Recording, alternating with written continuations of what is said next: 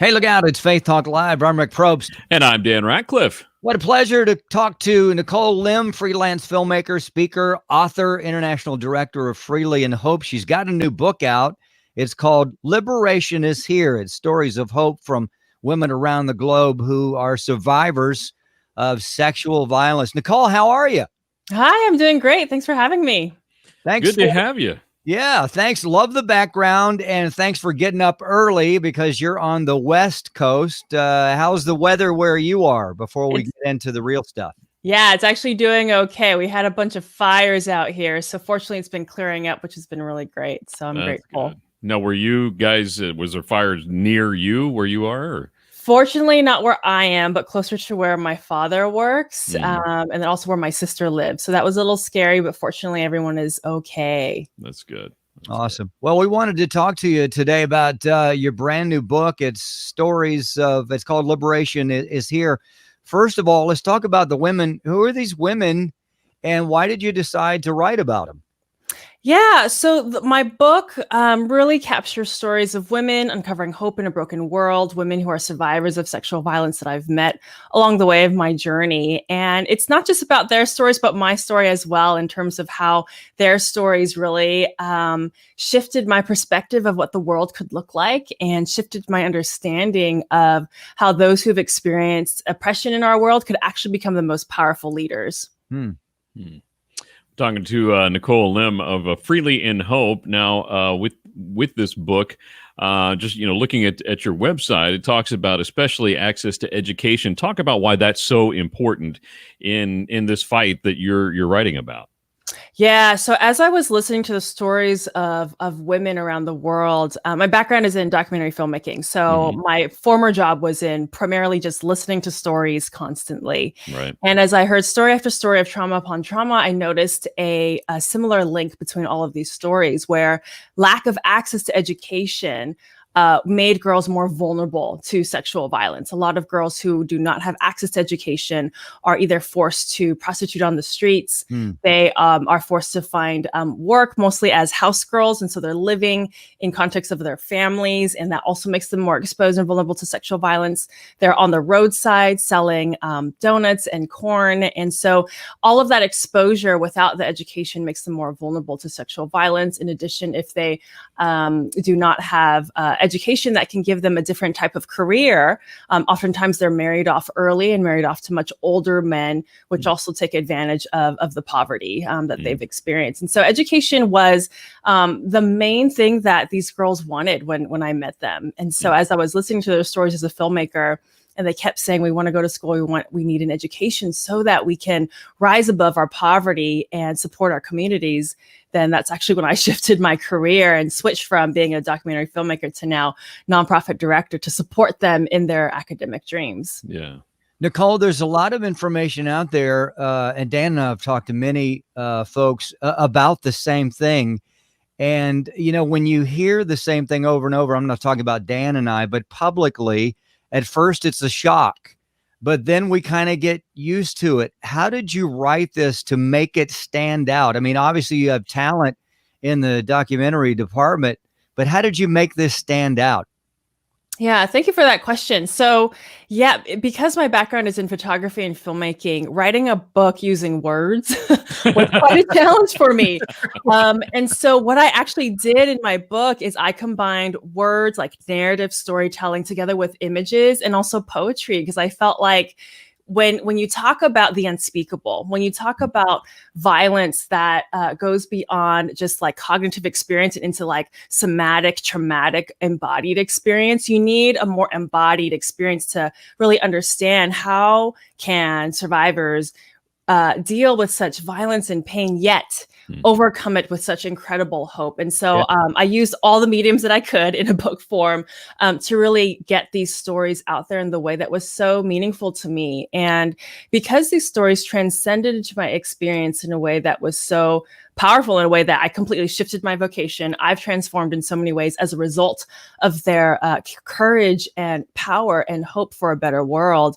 That's where I began to see that God is found in the most unexpected places, actually. And sometimes if we allow these opportunities to arise for those who do not usually get these opportunities, the most miraculous and unexpected things can come forth from it. So writing like, I guess, these very both difficult stories, but also powerful stories was definitely a challenge. But I'm grateful that I was able to just kind of put together all the mediums to hopefully make this story come to life. Now, do they know the depth of their impact in your life? I mean, you switch. That's a pretty big switch to go from film to what you're doing. Do they know that? And how did they respond to that?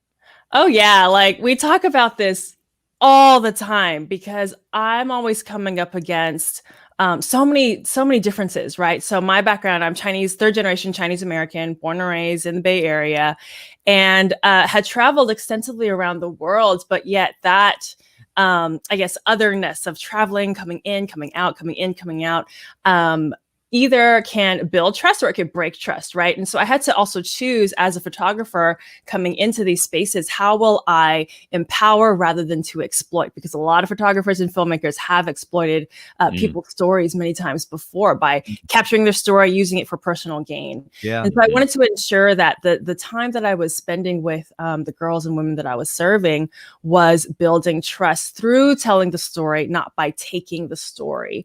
Yeah. Something that I learned very early on from the survivors that they've taught me is that I'm not a voice for the voiceless. And we use this term a lot, right? Especially like photographers, like I'm trying to be a voice for the voiceless and share their voices because people need to hear them. And that's true in that people need to hear them, but our responsibility is not to take their voice and to share it in the way that we think is best fit, but to provide the platforms and to leverage their existing voices and to actually listen to it differently. So we talk constantly about the things that they've taught me. This book actually talks a lot about the mistakes that I've made along the way in international development work, not being Kenyan, not being Zambian, not being a survivor of rape, and learning how do I advocate better because of my different story, but how do these differences also build our organization in a stronger way? Now, you said this has been kind of different for you because you're used to being a documentarian, I guess, and a photographer and not necessarily an author, but you are used to telling a story through pictures, through the documentaries that you make. Tell us about one story that may really stand out to you that really just touched you, and how did God affect you personally through that story? Yeah, so one of the stories that I talk about in the book is a character named Mara, and she, when I first met her, she could not talk. She could not say her name. She couldn't introduce herself. And this is at the very beginning of my trying to reconcile with what God was really challenging me with the abundance of these stories. So I was kind of in the middle of all of these stories trying to figure out what is my role, what is my responsibility beyond capturing the story and then leaving, right? Mm-hmm. And so Mara, when I first met her, she just could not talk. She could not respond.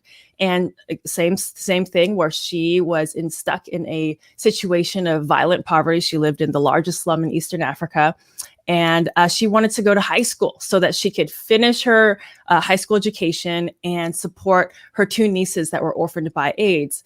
And so I was just really enamored by the fact that she would want to go to school, not for herself, but for her family system, for her community beyond herself. And so as I walked away from that story, or it wasn't really a story, it's more of I walked away from that dream that I heard her say, God spoke to me very clearly and said, invest in her, for she will bring liberation to her community. And so I was like, okay, well, let's try this. And so that's when I started the organization Freely in Hope, started funding academic opportunities for girls who were not only survivors, but also vulnerable to sexual violence based on their poverty level and socioeconomic standing.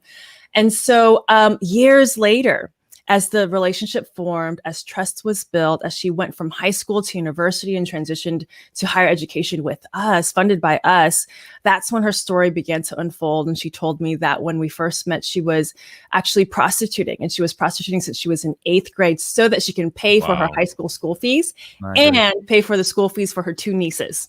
Wow. and pay for her mother's education. Her mother's medication. And so all of these things really put her in this cycle of no options. And without that option yet, so many lives to care for, she's just been doing what she's known since being in 8th grade. And because it took so long for her to tell me this story, because people come in and out, especially in Kenya, coming in and out all the time, international aid workers coming in and out, making promises that they don't keep. And because our relationship had lasted those 3 years, that's when she finally felt safe enough to open up. And she was top of her class in her university program where she studied communications. And after that, she went on to work with us in our organization as our program coordinator, where she developed different programs that told stories of survivors of sexual violence and leverage the voices, especially of women in prostitution. And so now she is doing super well. She's getting her master's education in the United States. And her dream is still to provide opportunities for women caught in the cycle of prostitution. And this program that she designed with us actually in Kenya is still going on today, where we have other members of the community who graduated from the same program now leading that program. And so that's also something really beautiful to watch, is how survivors, given the opportunities, can really thrive in their leadership. Yeah. Wow. Nikole Lim, freelance filmmaker, speaker, author, Freely in Hope. She's the international director. The new book is called Liberation is Here. We definitely want people to pick it up. freelyinhope.org is a place to go. I'm sure you can get it on Amazon. Nikole, your next work, looking ahead, no doubt you've got files of stuff in that brain of yours, in your heart. What's next for you? Oh man, good question. So I hope that our work and experience in the past 10 years, actually, I've been running Freely in Hope for 10 years with survivors. And this book is the culmination of all of my learnings. I hope that we can start implementing these survivor leadership trajectories in organizations throughout the world. So right now we're in Kenya and Zambia. We want to expand beyond that. And so I hope that our work can expand to other countries and really contextualize based on the different cultures, but also so that my book could be a model for other organizations who want to implement a survivor leadership trajectory into their work.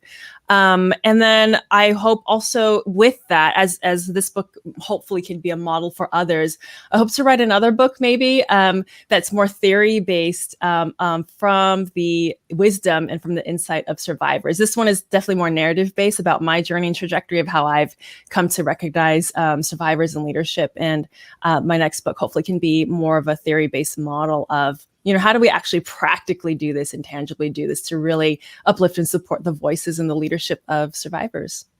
Wow, love that. Nikole Lim there. It's freelyinhope.org. Pick up the book and find out more. Follow her and what they're doing there. It is amazing. And we appreciate your time.